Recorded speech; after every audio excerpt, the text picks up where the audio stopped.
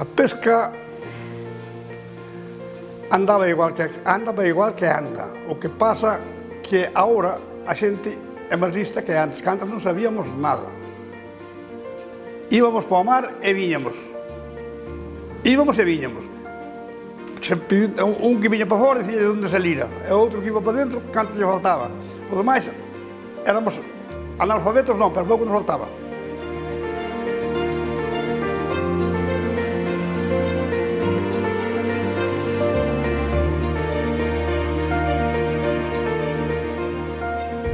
Entón íbamos ao costado, uns barcos do outro, falar, porque daquela o vigués tiña todo, pero os outros non tiñamos telefonía, ni tiñamos nada, ni sextante.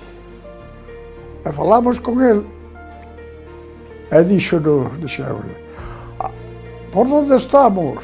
E deu por graduación, tantos grados, E dixo, non traballamos eso. De Ribadeo a que rumbo estamos, a cantas millas? Espera un momento. Foi adentro, mirou, a tantas millas de Ribadeo a tal rumbo. E dixe, non pode ser isto.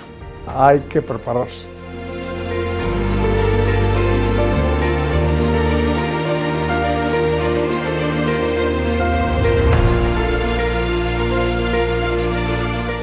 Pois viñeron os barcos desde como era o Santa María, como era o Reina del Carmen, como era o Reina Victoria, como eran os Subeiras, todos eses barcos, como era o Briso do Cantábrico.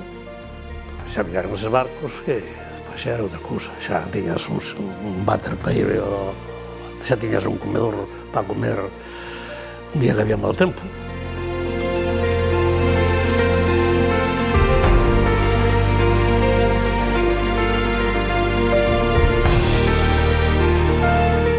Pois si, das casas que conocías, ou que xe dicían os amigos, ali teñen 1000 pesetas, ou teñen 5000, ou que tiña, donde che daban 10.000 xa era, tamén costaban pouco os barcos, non?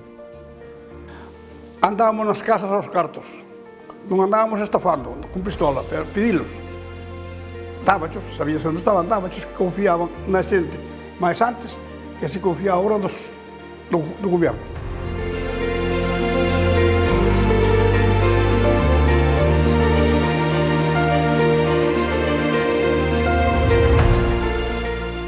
Dos portos que están feitos cerrando o mar coa terra, con blocos ou con diques, este é un porto moi bueno.